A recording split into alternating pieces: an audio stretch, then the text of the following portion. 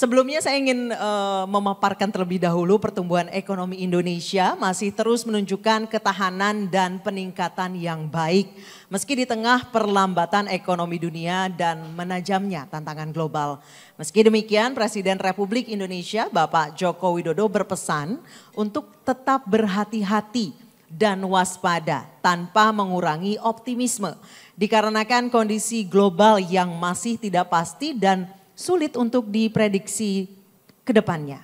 Terlebih lagi dengan situasi Indonesia yang akan memasuki tahun politik 2024, di mana momen ini tentu akan sangat berpengaruh dan dapat menjadi motor penggerak roda ekonomi masyarakat. Dengan meninjau kembali kondisi ekonomi Indonesia saat ini, lantas apa saja yang berpotensi menjadi tantangan ke depannya, serta peluang apa saja yang bisa diambil dengan situasi ini, terutama dalam berinvestasi untuk mencapai keuntungan atau cuan yang lebih. Semuanya kita akan bahas bersama-sama dengan narasumber. Saya ke Bapak Bambang terlebih dahulu. Pak Bambang, sejauh ini sejak pembukaan ASEAN, sejak diadakannya KTT ASEAN di Indonesia, bagaimana kondisi ekonomi global saat ini? Apa masih Indonesia walaupun masih bagus tapi tetap harus berhati-hati atau kondisi ekonomi global sudah mulai menunjukkan tren ke arah yang lebih positif, Pak? Pertama tentunya istilah bahwa kondisi ekonomi global sedang tidak terlalu baik itu mungkin sangat tepat ya untuk menggambarkan kondisi ekonomi global hari ini.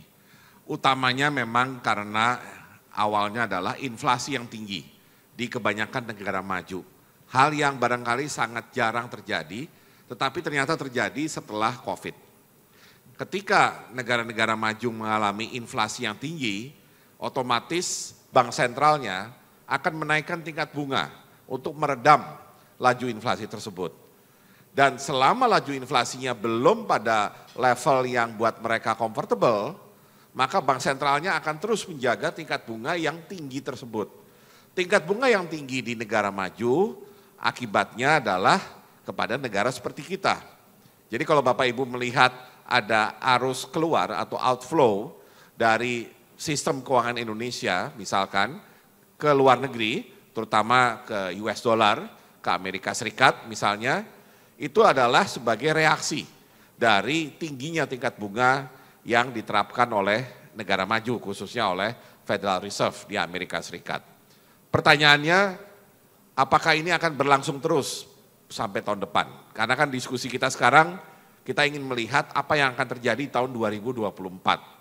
Di tahun 2023 ini, kalau melihat gejala terakhir, tampaknya inflasi di negara-negara maju tampaknya sudah mulai relatif terkendali. Dalam pengertian tidak terus melonjak sehingga bank sentralnya harus terlalu agresif menaikkan tingkat bunga. Jadi good news-nya adalah kemungkinan kenaikan tingkat bunga sepertinya akan lebih kecil menjelang akhir tahun ini, 2023. Di tahun 2024, kalau tingkat inflasinya tetap terkendali, tingkat inflasi di luar tetap terkendali, tetapi barangkali mereka sudah melihat ada perbaikan, nah kita bisa berharap ekonomi global akan bisa lebih baik. Karena apa? Karena kemungkinan bank sentral utama, Federal Reserve, European Central Bank, mulai berani menurunkan tingkat bunganya. Kalau mereka mulai berani menurunkan tingkat bunganya, berarti tekanan terhadap mata uang kita, misalkan rupiah, mungkin Bapak Ibu yang banyak bergerak di bidang ekspor import, agak bertanya-tanya nih, kenapa kok rupiah ini rada lemah belakangan ini? Ya, tentunya lemah tidaknya rupiah memang akan sangat bergantung kepada tingkat bunga atau monetary policy yang akan diambil oleh negara maju tersebut. Ya. Sampai akhir tahun ini seperti saya katakan, kemungkinan bank sentral yang besar-besar tidak akan lebih agresif. 2024 kita berharap mulai ada pemulihan dalam pertumbuhan ekonomi global. Karena tahun 2023 ini memang perekonomian global agak terganggu, agak slowing down kondisinya. Nah, kemudian bagaimana implikasinya lebih jauh terhadap perekonomian Indonesia, khususnya 2024 akan menarik karena itu tahun pemilu, ya. tadi disebutkan oleh Mbak Anissa di awal bahwa perekonomian kita oke loh. Ya, di antara negara G20, pertumbuhan ekonomi kita tuh selalu konsisten di nomor 3. Ya. Kenapa nggak bisa lebih tinggi? Karena saingannya India sama China. Ya. China kebetulan baru recover dari COVID, sehingga China-nya sendiri barangkali agak kurang menggenjot pertumbuhan ekonominya. Mereka belum istilahnya kalau istilah mobil mereka belum full speed. Mereka belum pada kecepatan tinggi. Dan itu berpengaruh terhadap perekonomian dunia. Kalau China-nya masih agak lambat. India seperti diduga adalah best performers in terms of pertumbuhan ekonomi. Ya. Saya kebetulan karena urusan G20 beberapa kali ke India tahun ini. Dan saya melihat, ya meskipun negara itu income per kapitanya lebih rendah dari kita. Tapi mereka menurut saya sudah berupaya untuk menuju perbaikan dengan arah yang tepat. Ya. Salah satunya karena pendidikan sumber daya manusianya makin baik. Kemudian perusahaan-perusahaan teknologi juga makin berkembang di India. Digital talentnya juga makin luar biasa. Menjadi salah supplier utama di dunia. Jadi India ini barangkali sesuatu yang patut untuk diperhitungkan. Nah, kembali ke Indonesia tadi dengan pertumbuhan masih sekitar 5%, perkiraan kami di tahun ini ekonomi kita akan tumbuh ya di seputaran 5% itu. Ya. Ini enaknya dan tidak enaknya memforecast ekonomi Indonesia. Karena penekanannya pada stabilitas, akhirnya apapun yang terjadi ketika gerakannya di bawah 5%, kemungkinan pemerintah akan berupaya agar pertumbuhan kembali ke 5%. Tapi ketika ada kemungkinan di atas 5%, sayangnya kita nggak punya kemampuan untuk benar-benar di atas 5%, sehingga akhirnya kembali ke 5%. Jadi memang amannya kalau membuat forecast di seputaran 5%. Hal yang bagus tentunya, karena yang 5% itu salah satu yang besar, barangkali yang terkait dengan bisnis Bapak Ibu, datangnya dari konsumsi rumah tangga. Ya. Ekonomi kita suka tidak suka masih bergantung kepada aktivitas jual beli yang dilakukan oleh rumah tangga, konsumsi rumah tangga. Ya. Karena konsumsi rumah tangga yang paling penting, tidak heran kalau Bapak Ibu memperhatikan kebijakan utama pemerintah Indonesia, siapapun presidennya, itu adalah menjaga inflasi. Ya. Nah, kenapa menjaga inflasi? Karena kalau kita ingin menjaga inflasi di Republik ini, kuncinya adalah ketika saya coba summary-kan melihat data-datanya, yang paling penting adalah kalau Gubernur Central Bank bisanya menaikkan atau menurunkan suku bunga. Kalau di Indonesia inflasi bukan terlalu banyak masalah moneternya, lebih banyak kepada masalah realnya di perdagangannya. Apa yang harus diperhatikan? Harga beras di Pasar Induk Cipinang, Jakarta. Itulah dasar utama dari pengendalian inflasi di Indonesia. Kalau harga di Cipinang tinggi, artinya inflasi kemungkinan tinggi. Nah, kenapa masalah harga beras itu sangat kritikal? Ya, Bapak Ibu sangat tahu. Kita semua di sini mungkin nanti lihat menunya pasti ada nasi putih, ya. Karena kita memang konsumer beras yang tinggi, ya, cukup besar di dunia. Nah, karena cukup besar, maka setiap presiden akan paham. Kalau seorang presiden gagal menangani harga beras, maka keutuhan atau kekuatan pemerintahannya akan terganggu. Ya. Nah, bicara mengenai harga beras, karena mungkin belakangan Bapak Ibu melalui media sosial, melalui media online, media cetak, mulai membaca debat atau diskusi mengenai beras. Ada diskusi, ada wacana pembelian beras dibatasi lah per individu, ya. Ada kekhawatiran harga beras naik terus, berarti inflasi yang akan terpengaruh, ya. Kemudian kaitannya dengan ASEAN, ya. Kemarin salah satu hasil KTT ASEAN adalah ASEAN intinya memahami akan kemungkinan terjadinya El Nino. Bapak Ibu harus mengantisipasi juga terutama yang di pertanian. El Nino atau kekeringan tampaknya akan berdampak kepada kita, utamanya melalui food security, melalui beras tadi. India sudah mengumumkan India itu sekarang penghasil beras terbesar di dunia. India sudah bilang sementara nggak mau ekspor dulu. Dia lebih penting memenuhi kebutuhan beras dalam negeri. Indonesia butuh import ya karena kita dengan permintaan yang tinggi kadang-kadang nggak bisa memenuhi sendiri. Biasanya kita beli selain dari India adalah dari Vietnam dan Thailand. Tapi Vietnam dan Thailand juga punya masalah sendiri baik dari segi produksi maupun kebutuhan domestik.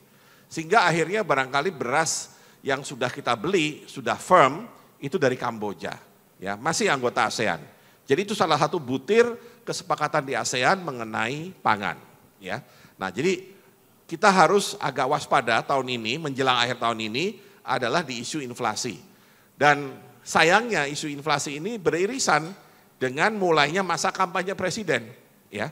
Nah ini yang barangkali meskipun ya kita berharap tidak akan ada sesuatu yang itu yang luar biasa, tapi upaya pemerintah untuk mengendalikan harga beras harus maksimal. Nah, terakhir mengenai kesepakatan ASEAN lain yang penting buat Bapak Ibu adalah bahwa ASEAN akan membangun upaya kerjasama koordinasi yang lebih kuat untuk digitalisasi. Jadi Indonesia punya kelebihan, startup kita adalah salah satu yang terbesar di dunia. Demikian juga jumlah unicornnya, bersaing dengan Singapura. Kita berdua, Indonesia Singapura adalah dalam tanda petik penguasa industri digital di ASEAN. Dan itu akan dijadikan modal untuk ASEAN bekerja sama, ditambah dengan dalam isu energi terbarukan, tampaknya kebutuhan untuk yang namanya ASEAN Grid atau jaringan transmisi listrik antar negara anggota ASEAN tampaknya akan makin diperlukan. Ya, karena itu memang karakteristik dari negara-negara yang akan mengandalkan energi terbarukan. Ya. Jadi karena waktunya sudah habis, kira-kira itu yang barangkali bisa Bapak Ibu perhatikan. Dan kalau bicara spesifik sektor, saya ingin menambahkan dari data triwulan 2 kemarin, salah satu sektor perekonomian yang tumbuh tinggi di Indonesia, itu adalah sektor transportasi dan sektor pergudangan. Ya. Transportasi ya karena memang banyak pergerakan, salah satunya di Pontianak ini. Saya ingat sekali, terutama sebelum COVID, salah satu pemicu inflasi di Kalimantan Barat, selain masalah beras, pangan, yang menariknya itu yang selalu saya ingat, saya nggak akan pernah lupa kalau bicara mengenai Kalbar atau Pontianak. Tiket pesawat, ya, tiket pesawat di Kalimantan Barat adalah salah satu pemicu inflasi, ya, karena tingginya permintaan akan transportasi udara. Dan itu adalah berarti sektor yang memang potensial untuk dikembangkan di Indonesia. Ya. Kalau pergudangan kenapa menjadi sektor yang menarik, terutama untuk Bapak Ibu di properti, karena makin banyak orang Indonesia yang lebih senang belanja online. Ya. Jadi satu sisi kita melihat banyak mall kosong atau banyak toko-toko tutup, di sisi lain gudang-gudang makin diperlukan karena perdagangan online-nya makin tinggi. Ya. Tapi itu adalah kembali lagi sektor yang potensial. Dan terakhir khusus Kalimantan Barat, sekarang saat ini yang menggerakkan ekonomi Kalimantan Barat adalah pertambangan biji logam atau gampangnya bauksit. Ya, bauksit sekarang adalah istilahnya bintangnya ekonomi Kalimantan Barat karena dari bauksit Bapak Ibu tidak hanya ditambang tapi juga masuk ke industri pengolahan karena ini adalah bahan untuk bikin aluminium dan Indonesia sangat butuh aluminium sebagai bagian dari industri dasar, terutama industri besi dan baja. Demikian Mbak Anissa, terima kasih. Baik, terima kasih banyak Pak Bambang.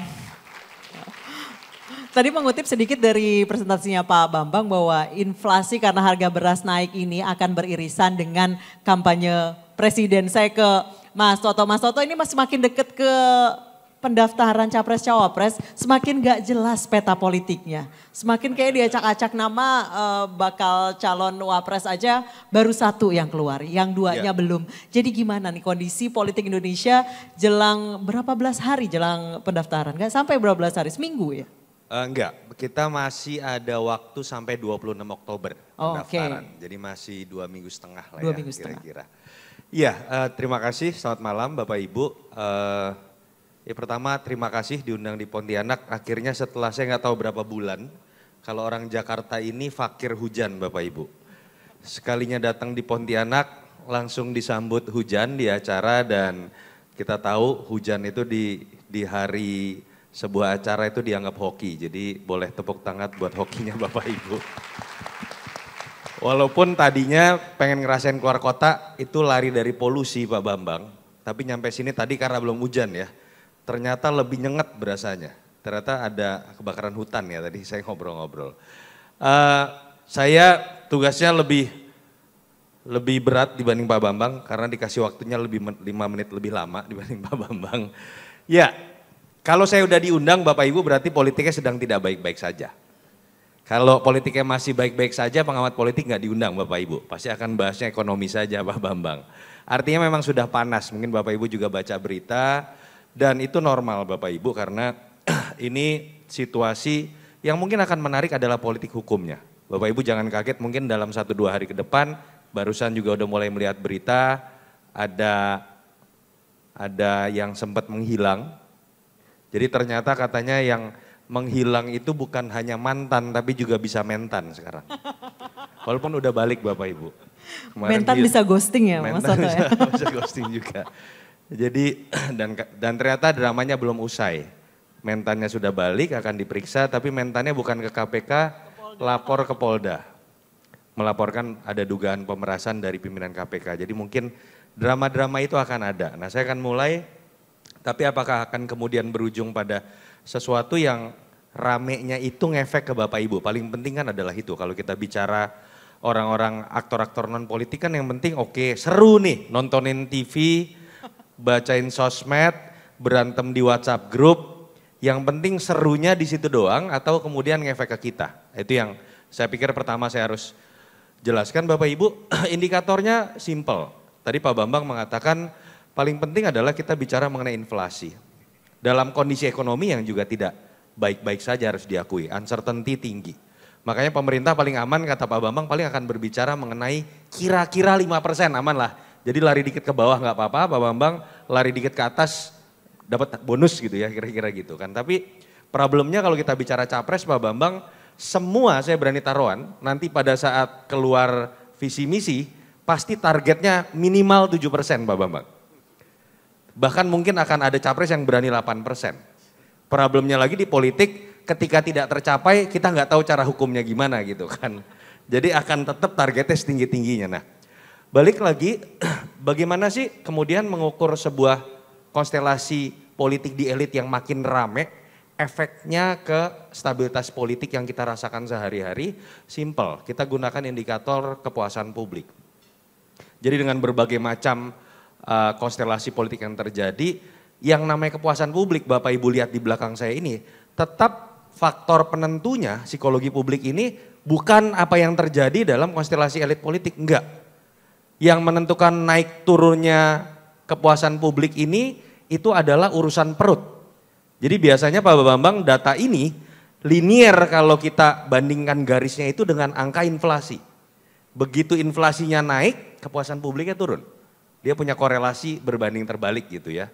Nah kabar baiknya memang saat ini kalau kita lihat kepuasan publik dari Pak Jokowi itu berhasil melawan hukum gravitasi pemerintahan yang biasanya pengen selesai. Pemerintahan yang sudah pengen selesai karena nggak bisa maju kembali, itu biasanya ada potensi kepuasan publiknya anjlok. Problemnya lagi ketika kepuasan publik anjlok dan cenderung terjadi 1 kuartal, 2 kuartal, 3 kuartal berturut-turut di bawah 60%, potensi instabilitas politik tuh gampang terjadi. Bahkan kalau ada yang goreng dia bisa terjadi konflik. Apalagi dalam situasi pemilu. Dulu kalau kita lihat Pak SBY menjelang kemudian pensiun, kita akan mengalami pemilu 2014, itu sebenarnya rentan untuk digoreng bisa terjadi konflik. Karena kepuasan politik terhadap Pak SBY saat itu 3 tahun terakhir bahkan itu selalu di bawah 60%. Makanya kalau Bapak Ibu lihat kewibawaan pemerintahannya saat itu udah agak goncang ya. Ada angket senturi, digoyang oleh partai pengusungnya sendiri, angket mafia pajak, Ibu Sri Mulyani keluar dari kabinet, partainya sendiri diobok-obok saat itu, untung tidak terjadi konflik. Nah, itu yang di Amerika Serikat disebut sebagai kutukan periode kedua Bapak Ibu. Jadi kewibawaan orang yang pensiun ini biasa akan turun. Di bawah ini akan semau-maunya. Elit-elit pendukungnya udah mulai mikirin diri sendiri, saling menyerang di antara mereka, dan kemudian di bawahnya sendiri kemudian bisa terjadi potensi konflik. Itu yang terburuk. Tapi kabar baik yang saya ingin katakan pertama, kalau Bapak Ibu lihat, Pak Jokowi sebetulnya secara de facto problem ekonominya tantangannya lebih sulit kan Pak Bambang dibanding Pak SBY jilid kedua. Karena Pak SBY hanya mengalami berakhirnya booming komoditi di 2 tahun terakhir, Pak Jokowi mengalami krisis dunia by demand. Karena kita nggak boleh, saat itu kita sepakat untuk tidak melakukan mobilitas sosial. Tapi secara psikologi publik, kalau Bapak Ibu lihat Pak Jokowi ini stabil, bahkan pada situasi COVID pun turun, tapi tetap dalam ambang batas aman, di atas 60%. Bahkan setelah goncangan terakhir kita melakukan kenaikan harga BBM bulan September 2022, anjlok kepuasan publik ke angka 63% karena inflasi month to month kalau nggak salah saat itu 1,17%. Tapi kalau setelah kita uji lagi kepuasan publik di bulan November, itu udah going up lagi ke angka 69% Bapak Ibu. Itu linear dengan data Oktober inflasi month to month-nya itu udah deflasi 0,11%. Pemulihannya sangat cepat. After that Bapak Ibu sampai detik ini kita melihat kepuasan publik terhadap Pak Jokowi sebagai modal psikologis melihat stabilitas politik itu bahkan selalu di atas 75%. Kemarin Gallup baru mengeluarkan lagi data kepuasan publik seluruh dunia, still the highest Pak Jokowi for approval rating kepuasan publik. Agak berimbang sama Modi Pak. Walaupun memang nggak bisa dibanding apple to apple karena orang Asia itu biasanya katanya cenderung lebih pemaaf kepada kepala pemerintahnya dibandingkan orang Eropa atau orang Amerika gitu. Lebih pelit kalau ngasih angka ya. Biden itu terakhir itu hanya 39% kalau saya nggak salah. Itu yang menyebabkan analis-analis di Amerika Serikat mengatakan Biden nih kalau maksain diri maju lagi ini bisa kalah kayaknya. Agak berat situasinya. Di luar masalah udah tua dan mungkin Bapak Ibu udah banyak lihat di TikTok, udah 4 kali jatuh Pak Bambang naik tangga Air Force One tuh ya, karena udah terlalu tua gitu ya. Tapi kabar baik pertama, kita harusnya sih jauh dari potensi konflik tadi. Yang saya selalu katakan, Bapak Ibu sudah pasti menjelang masa pemilu, baca berita makin mengerikan, baca WhatsApp grup makin sering berantem, baca TikTok hoaxnya makin banyak, tapi moga-moga sih harusnya berhenti sampai di situ. Hantem-hantemannya mereka saja. Tidak sampai kemudian potensi konflik yang selama perut masih terisi, inflasi masih terjaga, kepuasan publik masih dalam ambang batas yang terjaga, harusnya siapapun yang nanti masuk putaran kedua, menang di putaran kedua atau putaran pertama, kita harusnya masih dalam kondisi baik-baik saja.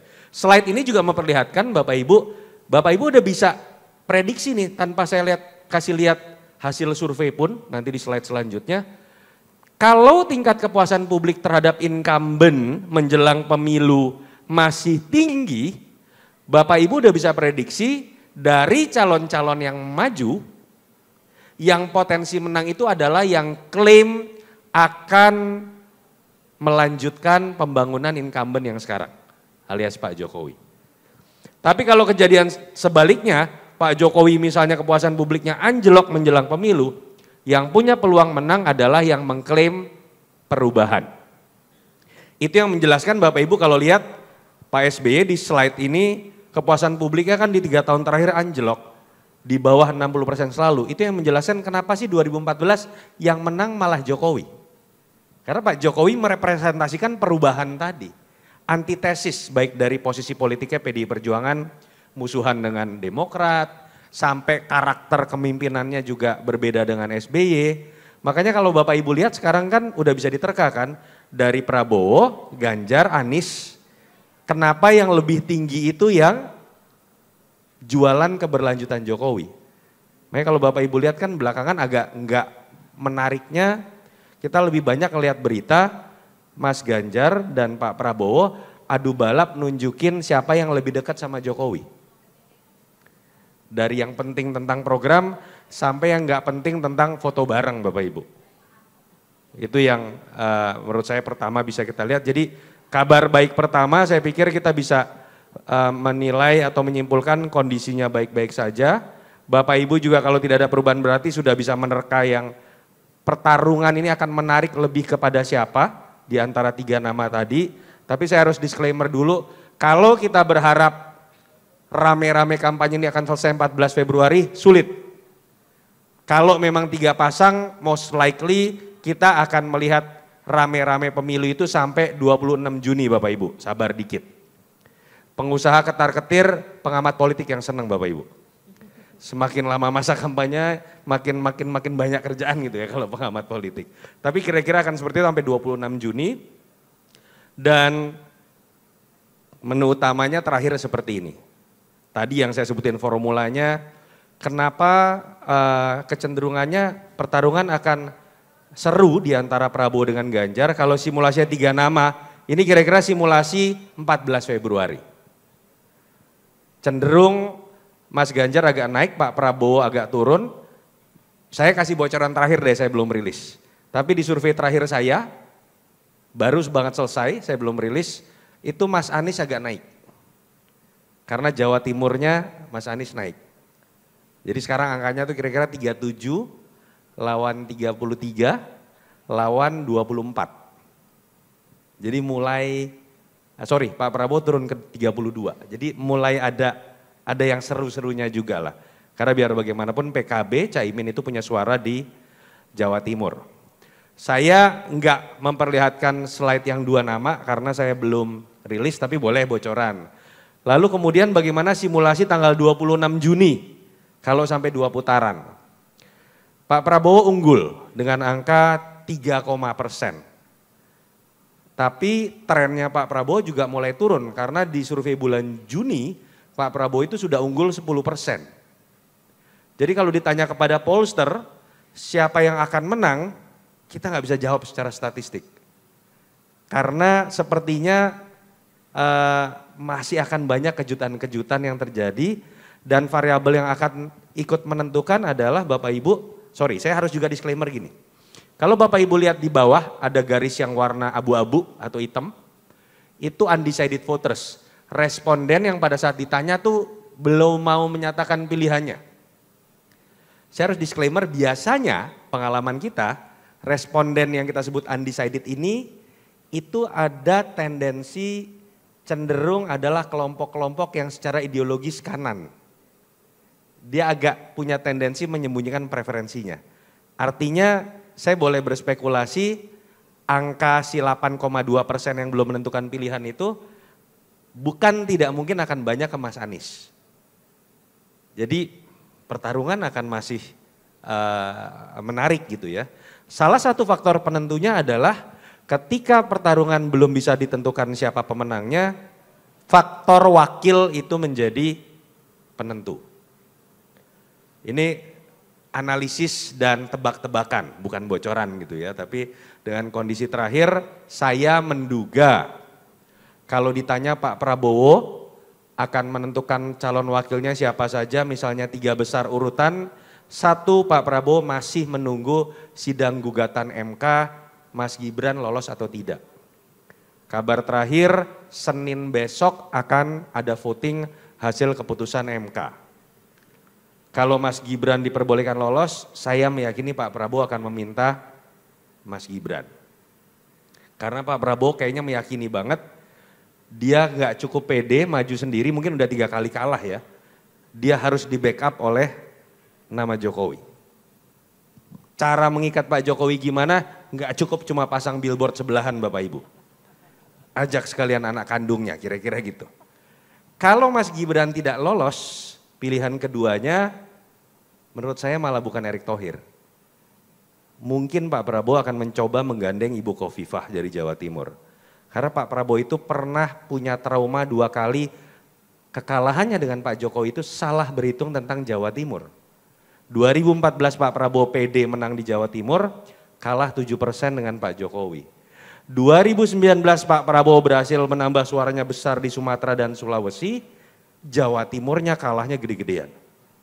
Makanya dari 2022 Pak Prabowo karena nggak pede di Jawa Timur sudah tunangan sama Caimin jauh-jauh hari, sayangnya nggak jadi kawin. Caiminnya pindah, Pak Prabowo mungkin akan mencoba menggarap Kofifa. Kalau gagal juga, barulah Mas Erick Thohir akan ditarik. Kalau enggak kasihan juga Bapak Ibu, masa Mas Erick jadi spesialis ketua TKN terus-terusan Pak. Tiap pemilu kayak kemarin kan, tapi urutannya itu. Mas Ganjar kayaknya akan mengarah kalau pertama Prof. Mahfud. Profesor Mahfud MD. Yang kedua mungkin bisa Sandiaga Uno, bisa juga ada Ridwan Kamil, tapi yang saya dengar bukan tidak mungkin jadi elemen of surprise atau kejutan, di situ bisa muncul nama Pak Basuki Menteri PUPR atau Ibu Sri Mulyani Menteri Keuangan, karena memang punya kedekatan pribadi juga. Terakhir, itu kan semua spekulasi, Bapak Ibu nggak usah takut. Yang absolut, nanti Pak Bambang yang jelasin, walaupun saya ngobrol beberapa ekonom belum terbukti Pak Bambang, harusnya dari sisi agregat konsumsi rumah tangga, kegiatan dari pemilu, harusnya and starting from now, itu harusnya sudah menjadi tenaga pendorong. Dan 2024 akan jadi tahun pertama kalinya kita punya faktor pengali, bukan hanya pileg yang mengikut sertakan 250.000 caleg yang akan jor-joran bagi-bagi duit, dari yang sifatnya resmi sampai money politik, lalu kemudian ada pilpres yang juga bukan kemungkinan hanya 1 putaran tapi 2 putaran. Bulan September kita akan mengikuti lagi 575 kepala daerah. Jadi harusnya terus ada perputaran di situ. Biasanya Pak Bambang, money politik itu dibaginya malah sebelum masa kampanye resmi. Karena sebelum masa kampanye aturan tidak ada. Tapi saya nggak ngerti Pak Bambang, sampai sekarang saya dengar dari sisi konsumsi rumah tangga malah kayaknya lagi agak melempem. Jadi belum terasa dorongannya, dan di luar itu kalau kita belajar dari history mengenai IHSG Bapak Ibu, hampir selalu di beberapa tahun pemilihan yang namanya IHSG selalu dalam kondisi positif, 99 70%, 2004 44%, 2009 86%, 2014 22%, 2019 1,7%.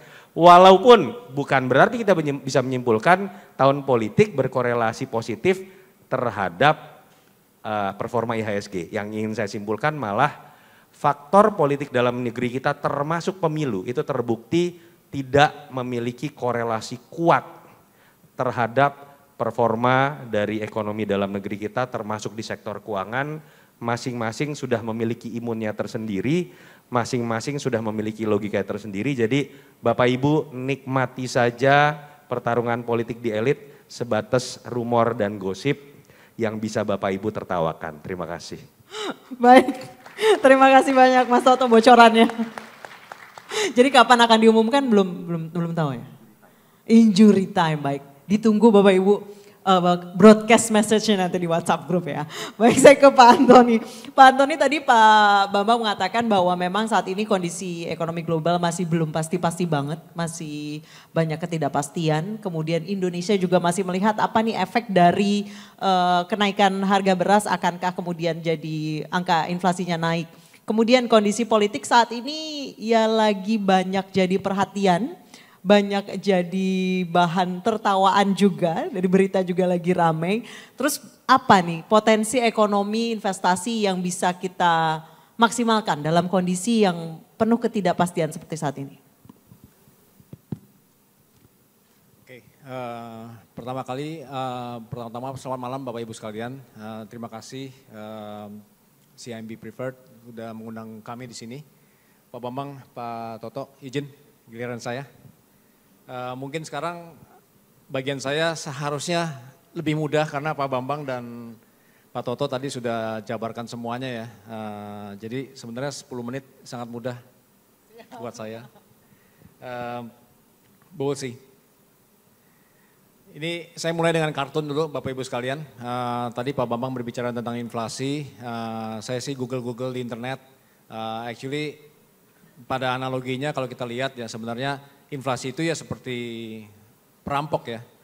Di sini kan digambarkan bahwa during pandemi kan kita semua nggak konsumsi, semua kegiatan ekonomi berhenti, semua pada tanam pohon di rumah gitu kan, bekerja dari rumah, sibuk main saham gitu kan. Ternyata jereng-jereng gitu kan, Covid selesai, ada inflasi, dipikir berakhir, ternyata perang Rusia-Ukraina berlanjut, kemudian inflasinya jadi cenderung tinggi. Akibatnya, next central bank di seluruh dunia seolah-olah berlomba-lomba untuk menaikkan suku bunga. Karena tools paling utama untuk mengontrol inflasi tentu saja menaikkan suku bunga. Nah, di sini yang saya ambil hikmahnya mungkin Pak Bambang tadi is an expert on this ya. Tentu saja cara terbaik untuk menghancurkan inflasi adalah naikin aja suku bunga setinggi-tingginya ya Pak. Tapi kan central bank juga they're all intelligent, mereka juga punya tugas untuk menyeimbangkan ekonomi. Tentu saja kalau suku bunga dinaikkan seagresif mungkin, yang ada ternyata nanti ekonominya akan terpuruk, jadi resesi gitu kan. Itu juga tidak bagus. So central bankers di seluruh dunia sekarang baru dibilang mereka berjalan dengan tight rope ya, sulit sekali menyeimbangkan kiri dan kanan. Jadi mereka harus hati-hati. I would like to think seperti Pak Bambang katakan tadi juga bahwa race ini dalam kenaikan suku bunga ini kelihatannya baru garis start kan kartun ini. Sebenarnya lebih mungkin kita sudah dekat garis finish. Jadi saya setuju dengan Pak Bambang katakan tadi. Now we get to the next part. Implikasinya untuk sekarang kita hidup dalam kondisi central bank naikkan suku bunga. Yang terjadi saya mulai menyambungkan dengan market, kondisinya seperti apa. Practically kalau kita lihat US ya, salah satu indikator yang kita bisa gunakan adalah besarnya peredaran uang di market. Di sini saya jabarkan sebelah kiri chart itu M2 growth ya. Di situ kita bisa lihat setelah COVID. Ketika COVID, M2 growth di Amerika itu melonjak tinggi karena memang printing money. Kemudian setelahnya collapse. Jadi memang uang yang beredar itu berkurang jauh secara year on year.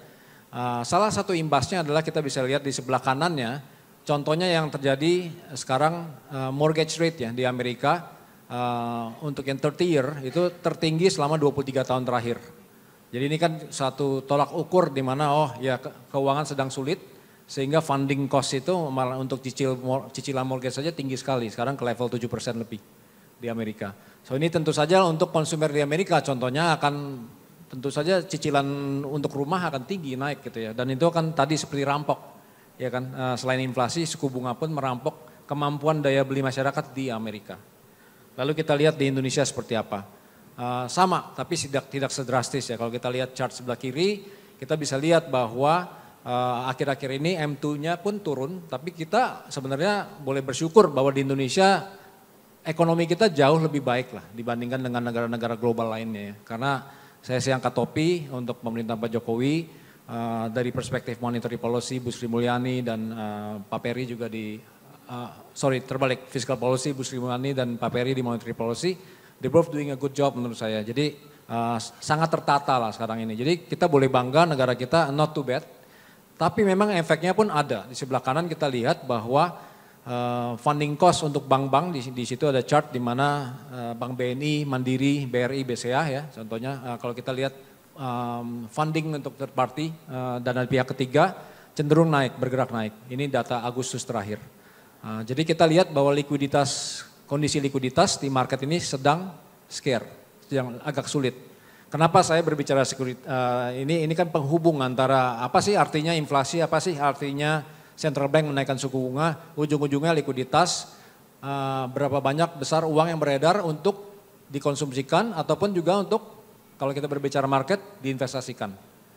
Jadi chart berikutnya tadi terkait dengan Pak Toto katakan, ini kalau kita fokus pada obligasi ya, kita fokus chart sebelah kiri. Sebelum pemilu, kita jabarkan pemilu tahun 2004, 2009, 2014, 2019. Di situ ada datanya tuh sebenarnya yang pertama tuh Pilpres dan juga Pilkada. Dua-duanya sama-sama pentingnya karena tadi dana kampanye. Kita mau analisa seperti apa sih kinerja obligasi kita. Nah ternyata kebanyakan warnanya hijau Bapak Ibu sekalian. Jadi obligasi di luar faktor luar ya, obligasi cenderung ya it's an okay instrumen investasi. Dalam hal ini Bapak Ibu bisa beli langsung di SBN ataupun melalui reksadana berbasis obligasi. Nah kita juga bisa lihat kalau kita analisa secara fundamental, spread bonds kita ya, SBN itu dibandingkan dengan misalnya SBN 10 tahunnya US, kita salah satu negara yang cukup lebar spreadnya. Nah, in this case though, saya mau tekankan Bapak Ibu sekalian, historically spread kita ini sudah cukup tight ya. Kalau saya tidak, karena waktu terbatas ya, ada satu chart yang kita bisa lihat secara historis, spread ini adalah salah satu yang terendah sepanjang sejarah. Jadi disinilah makanya judul dari chart slide ini saya katakan obligasi kita di Trimegah Aset cenderung fokus pada tenor jangka pendek. Sebenarnya ini sudah kita lakukan sejak bulan Juni tahun ini. Jadi so far it's been working karena Bapak Ibu mungkin yang sudah berinvestasi di SBN bisa melihat bahwa sebenarnya dari perspektif pemerintah supply SBN kan dibatasi ya kan karena kita pendapatan negaranya juga baik. So we don't need to issue bonds too much gitu kan. Nah itu bagus dari perspektif supply. Tapi kelihatannya karena tadi funding cost segala mulai increase dan bonds itu kalau saya lihat dalam hal ini ya pemilu ya terutama. Korelasinya antara faktor internal which is pemilu buat kita penting sekali karena itu arah ekonomi kita ke depannya. Korelasi terhadap bonds itu lebih kecil daripada slide berikutnya yaitu saham. Bonds dalam pemikiran kita di Trimegah Aset korelasinya jauh lebih tinggi terhadap gerakan bonds dan noise faktor eksternal yang ada di luar negeri. Yang notabene itu ada ya Fed dan central bank lainnya masih tightening gitu kan. Inflasi yang mungkin kembali mengancam, ada ancaman menghantui lah. Karena sekarang ini harga minyak kembali tinggi. Dan yang terakhir ada sedikit krisis properti di China ya Pak Bambang. Itu they have a big problem there. Tapi again untungnya ekonomi kita dalam keadaan yang baik lah. Dalam hal ini jadi bonds kami lebih berhati-hati karena korelasinya terlalu tinggi menurut kami. Jadi segala gonjang-ganjing misalnya sekarang nih 10 year SBN-nya di US ya US Treasury 10 year itu posisinya di level 4,6-4,7%. Jadi sedang bergerak naik. Otomatis SBN kita pun yang 10 tahun bergerak naik. Ya sekarang ke 7% kurang lebih. Kita lakukan ini di bulan Juni. Beruntung kita, we made the right view, kita sebagai manajer investasi kadang bisa benar, kadang bisa salah. Yang lebih penting adalah mudah-mudahan lebih banyak benarnya daripada salahnya gitu Bapak Ibu sekalian. Dalam hal ini jadi kalau fokus pada tenor jangka pendek berarti belilah SBN untuk sementara waktu ya yang durasinya atau tenornya pendek-pendek. Atau investasilah pada reksadana berbasis obligasi yang cenderung pendek. Nah di dalam instrumen obligasi kebanyakan itu memang obligasi korporasi cenderung memiliki tenor yang pendek. Karena kita lihat aja dari issuance-nya. Kalau SBN itu issuance-nya ada yang panjang, bisa sampai 15 tahun, 20 tahun.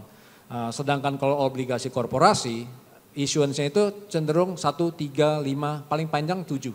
Kalau 10 tahun biasanya orang udah malas beli. Nah jadi otomatis reksadana berbasis obligasi korporasi cenderung memiliki tenor yang pendek.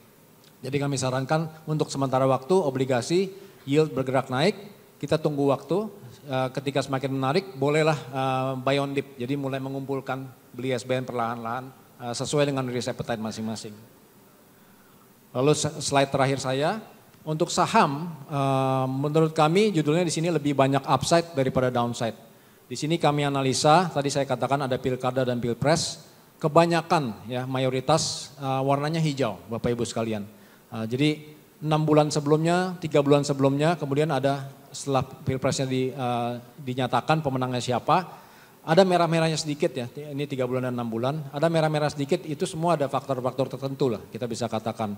Misalnya 2014 setelah Pak Jokowi menang, ada koreksi sedikit merah, karena mungkin ya honeymoon period gitu kan, kita harus lihat berikutnya kebijakannya, eksekusinya seperti apa. Kemudian di tahun 2009 sebenarnya, kenapa rally banyak sekali, ini anomali lagi, karena kalau Bapak Ibu sekalian ingat, 2008 itu terjadi krisis global. Kalau ingat Lehman Brothers collapse, Bear Stearns collapse, harus dibeli JP Morgan, dan itu 2009 adalah ketika market recovery big time. I remember because saya waktu itu masih aktif sebagai trader, so bisa lumayan cuan pada saat itu. Nah kemudian 2019 juga sedikit flat kalau Bapak Ibu lihat 11% 6 bulan cukup baik, kemudian nanti ada koreksi karena kalau kita lihat tahun sebelumnya 2017 2018 itu ada volatile dan sebenarnya secara ukuran naik cukup banyak sebelumnya. Jadi mungkin pada saat itu memang market masuk masa konsolidasi. Nah, poin saya yang terakhir mungkin untuk saham, Bapak Ibu sekalian, valuasi saham secara historical, kalau kita lihat chart sebelah kanan, chart terakhir saya, itu sebenarnya cukup menarik sekarang ini. It's quite low side, Bapak Ibu lihat biasanya kalau cenderung ini chart sebelah kanan itu adalah PE ya, price to earnings, simple. Bapak Ibu sekalian mungkin sangat mengerti kalau yang investasi saham. Kalau kita plot bandnya ya, one standard deviation, two standard deviation, ini cukup murah. PE-nya berada di historical low. Jadi saran saya untuk saham ataupun reksadana saham, sama seperti bond study mungkin ya, mulai collect when there is a weakness, buy on dip, sesuai dengan risk appetite masing-masing. Mungkin itu dari saya. Baik, terima kasih Bapak-Bapak atas bincang-bincangnya malam ini. Semoga menjadi pencerahan dan kita semakin optimis menghadapi tahun politik dan juga 2024.